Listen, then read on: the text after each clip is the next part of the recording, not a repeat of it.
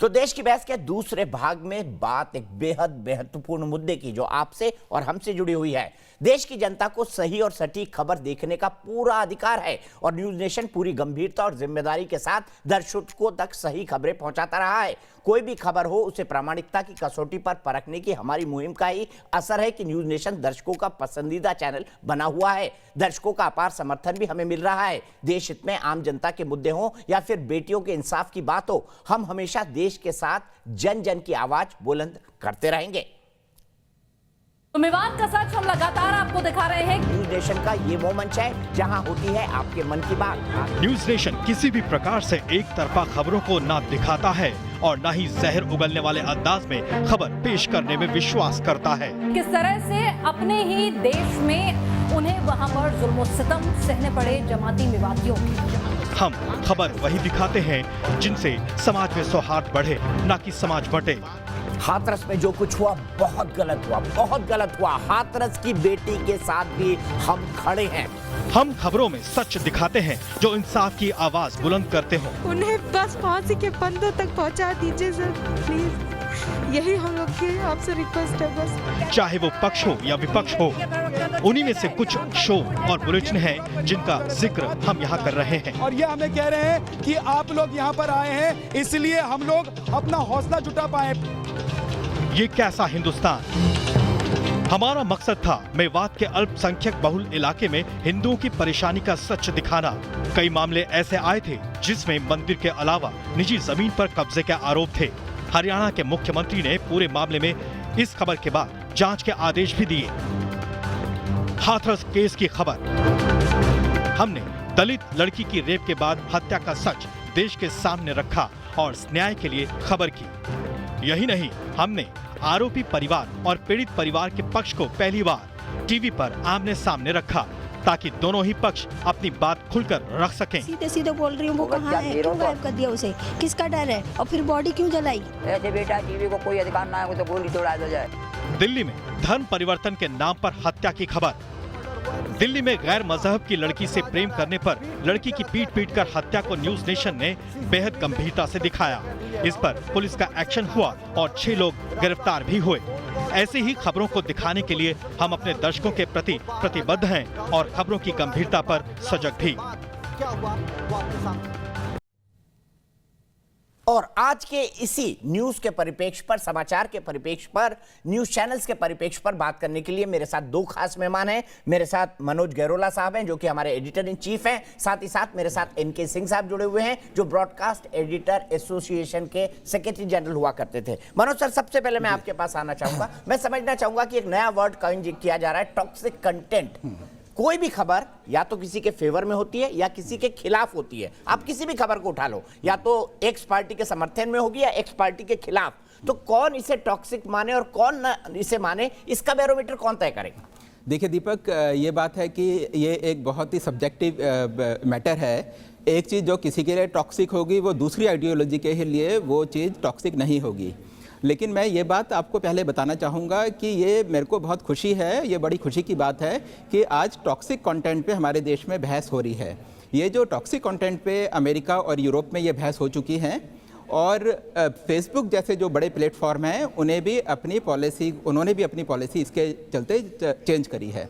हमारे देश में ये जो बहस अब शुरू हुई है, ये बहस भले ही कुछ कंपनी और एडवर्टाइज़र्स ने इसमें इनिशिएटिव लिया है, लेकिन ये एक आम जनता के लिए बहुत अच्छी बात है और हम इसका पूरा का पूरा सपोर्ट करते हैं। इस बहस के 2 पहलू हैं, एक तो इसका कानूनी पहलू है और दूसरा इसका नैतिक पहलू है। तो मैं अपनी एडिटोरियल पॉलिसी पहले इस चीज़ पे अपने दर्शकों के सामने लेके आना चाहूँगा। जहाँ तक इसके कानूनी पहलू का सवाल है, तो ये जो कंटेंट है, टीवी में जो कंटेंट चलता है वो केबल टीवी नेटवर्क एक्ट है उससे गवर्न होता है और साथ ही जो एनबीए है, एनबीए की गाइडलाइंस हैं। तो हमारा चैनल दोनों ही तो हमारा चैनल इन गाइडलाइंस को मानता है और हमारा चैनल उन कम चैनल्स में से है जो हमारे अगेंस्ट आज तक कोई भी फाइनेंशियल पेनल्टी एनबीए ने इम्पोज नहीं करी है। दूसरा, जहाँ तक नैतिकता की बात है, तो हम ये पूरा का पूरा ध्यान रखते हैं कि जब हम खबर करें तो खबर हम इस तरीके से दिखाएं कि किसी व्यक्ति या किसी समुदाय की भावनाओं को ठेस ना पहुँचे। हमारी खबर ऐसी ना हो जो कि समाज को आपस में बांटे या किसी के मौलिक अधिकारों का हनन हो। तो ये मैं आपको, तो इसमें ये क्या है कि इसमें हमारे दर्शकों की जिम्मेवारी बहुत बढ़ जाती है, क्योंकि हमारी जो जवाबदेही है वो हमारी जवाबदेही और हमारी जिम्मेवारी हमारे दर्शकों के प्रति है। मैं आपको एक छोटा सा एग्जांपल अभी आपको बताऊंगा कि हमारे लिए ये बहुत ज़रूरी है कि हम पूरी खबर को बैलेंस करें। फॉर एग्ज़ाम्पल, जब हमने हाथरस की खबर दिखाई, वो आप ही के शो में थी, तो हमने दोनों फैमिलियों को एक साथ बिठा दिया। हम पहले चैनल थे, बाकी जो चैनल थे या तो वो एक्यूज्ड को या तो वो विक्टिम्स को दिखा रहे थे, और कुछ चैनल ऐसे थे जो एक्यूज्ड की तरफ से पैरवी कर रहे थे। हमने दोनों को आमने सामने बिठाया और दर्शकों के ऊपर छोड़ दिया कि दर्शक ही अब तय करें कि ये जो खबर है वो क्या है। इससे पहले जब हमने तबलीगी जमात की खबर दिखाई जबकि कोरोना शुरू हो रहा था, तो हमने ये बिल्कुल साफ कर दिया कि तबलीगी जमात और जो एक समुदाय है, मुस्लिम समुदाय, दोनों बिल्कुल अलग हैं। एक ऑर्गेनाइजेशन का मतलब ये नहीं है कि आप पूरी की पूरी कम्युनिटी को ही बदनाम करें। और वो भी जो भी हमने इन्फॉर्मेशन ली थी, वो भारत सरकार ने जो इन्फॉर्मेशन दी थी उसी के बेसिस पे हमारी स्टोरी थी, और हमने सारे पहलू इसके दिखाने की कोशिश करी। जिस समय कोरोना शुरू हुआ उस समय हम पहले चैनल थे जबकि कोरोना इंडिया में हुआ भी नहीं था, तो हमने कोरोना को दिखाया ताकि हमारे दर्शक एजुकेट हों, हमारे दर्शक जागरूक हों। और इसी तरीके से आप देखेंगे कि जब ये माइग्रेंट लेबर का जब इशू उठा तो सबसे पहले ये चीज़ हमने दिखाई। और अब देखो दीपक, अब हम वापस आते हैं उस इशू पे जो आपने शुरू किया, जो आपने क्वेश्चन पूछा कि इसको कौन डिफ़ाइन करेगा। ये बात बिल्कुल ठीक है कि ये बिल्कुल ही सब्जेक्टिव मैटर है। मैं एक छोटा सा उदाहरण आपको देता हूँ। जिस समय CAA का बिल पार्लियामेंट में आया, तो वो पार्लियामेंट में वो बड़े बहुमत के साथ वो हो गया, अप्रूव हो गया, पास हो गया। उसके बाद कुछ लोगों ने एंटी CAA प्रोटेस्ट करना शुरू कर दिया और शाहीन बाग में सड़क रोक ली, लाखों लोगों को उससे नुकसान हुआ, प्लस देश के बाकी उसमें भी फैला। और बाद में ये बात भी सामने आई कि इसमें फॉरेन फंडिंग भी थी। तो अब इसमें दो इशू सामने आ जाते हैं। एक वो आइडियोलॉजी जो एंटी CAA को सपोर्ट कर रही थी, वो अगर हम कोई भी स्टोरी इस तरीके की दिखाएं जो कि एक आम जनता को जो नुकसान पहुंचा उसको दिखाए, या फिर CAA का सिग्निफिकेंस हमारे लिए क्या है वो दिखाए, तो उस आइडियोलॉजी के लोगों के लिए ये स्टोरी एक टॉक्सिक कंटेंट होगा। उसी तरीके से अगर हम जो भी स्टोरी फोकस करते हुए दिखाएं कि जो ये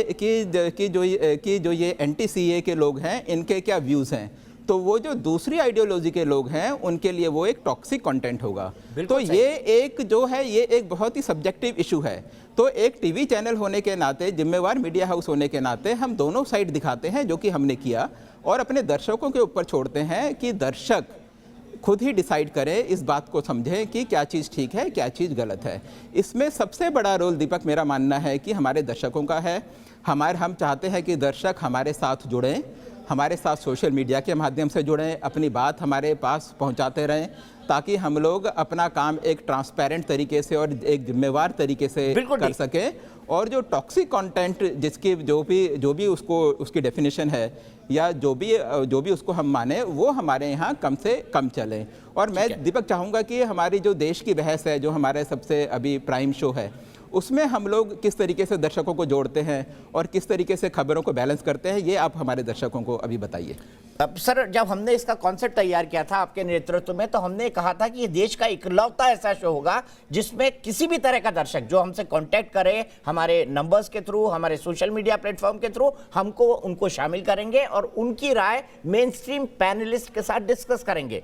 3 से 5 दर्शक रोज हमारे साथ जुड़ते हैं इस पूरे शो के दौरान। अलग अलग तरह की राय वाले होते हैं, अलग अलग बातें कहते हैं, लेकिन हम हर किसी की राय का सम्मान करते हैं। मैं सीधे इसी बात को लेकर एनके सिंह साहब के पास चलूंगा। सर, जब CAA का आंदोलन हुआ था तब हमने एक बात न्यूज नेशन पर बार बार जोर देकर कही थी, क्योंकि यह कहा जा रहा था कि मुसलमानों को भगा दिया जाएगा, मुसलमानों को कंसंट्रेशन कैंप में रखा जाएगा, मुसलमानों को बंद कर दिया जाएगा। हमने यही कहा था तब भी, there can be no Hindustan without Musalman. और ये एक फैक्ट है जिसको कोई भी आज की तारीख में झुटला नहीं सकता। सवाल यह है कि अब जब टॉक्सिक कंटेंट पर बहस हो रही है तो इसके क्या पैरामीटर्स तय हों?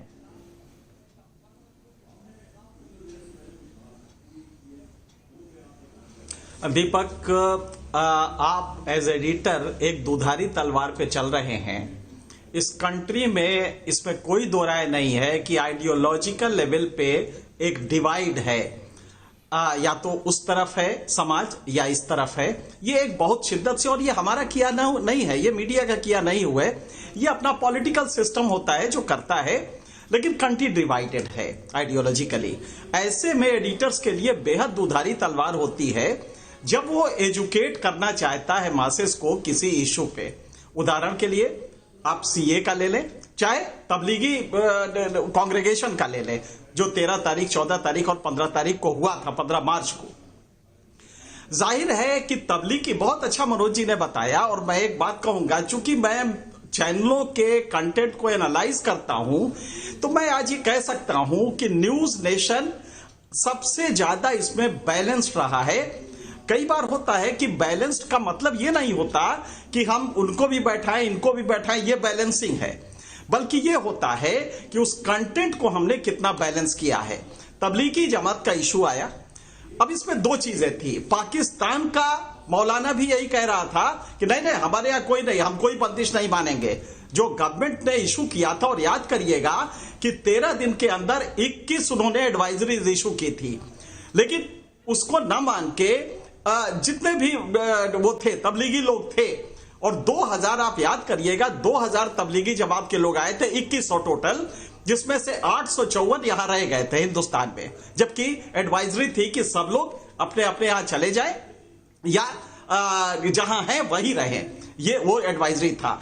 अब इन्होंने किया क्या कि जब तबलीगी जमात का इशू उठा तो मनोज जी ने बड़ा बढ़िया कहा है कि दो अंतर है, मुस्लिम समाज जो भारत का 20 करोड़ है वो, और तबलीगी जमात, इन दोनों के परसेप्शन में अंतर है। हमें मुस्लिम को तबलीगी जमात के रिजिड एटीट्यूड से हटाना था। टॉक्सिसिटी होती क्या है, टॉक्सिक कंटेंट, आज जो कहा जा रहा, मैं इसको हिंदी में समझा दूं, विषाक्त विषय वस्तु। हम जो कंटेंट दे रहे हैं, जो इशू उठा रहे हैं, क्या वो विषाक्त करता है, उसमें मतलब विष के कंटेंट है, इसको टॉक्सिक कंटेंट कहते हैं। अब आपने एक वो उठाया, तबलीगी जमात 824 लोग जो यहां थे वो पूरे हिंदुस्तान में फैल गए, despite advisory against this kind of approach. जब वो फैल गए तो अब हमारे लिए क्या कर्तव्य था? उधर से भारत में तमाम मौलाना यही कह रहे थे कि नहीं नहीं साहब, हम कोई ना मास्क लगाएंगे, हम कुछ नहीं, हम अपना काम करते रहेंगे, हमारा कोई कांग्रेगेशन नहीं रुकेगा। यहां तक कि महाराष्ट्र में आप ताजुब करें, बसई में फोर्स से 12 तारीख का जो होना था उसको पुलिस ने रोका, और बड़ा अच्छा काम किया। यहां पे वो कांग्रेगेशन हो गया। अब इसके बाद मुझे याद है कि न्यूज नेशन ने कंटेंट दिखाया था। आप देखिए कितना शालीन था वो अप्रोच, कि एक तरफ हम इस तरह के जो कठमुल्लापन का अप्रोच है उससे मुस्लिम समाज को बचाना चाहते थे, क्योंकि कोरोना बहुत तेजी से फैल रहा था। तो हमने, याद है मुझे कि शाही अल बुखारी जो हदीस होती हैं, 6 हदीस है, उसमें जो सबसे मकबूल हदीस है वो शाही अल बुखारी का है। उसके वॉल्यूम 7 का हमने एक 624 नंबर का जो रवायत है वो कोट किया था, और उसमें कहा था कि पैगंबर साहब ने खुद कहा था कि अगर कहीं प्लेग हो तो जो जहां है वहीं रहे, कहीं वहां से हिले नहीं। लिहाजा ये हमने कहा था लोगों से कि आप घर में रहें।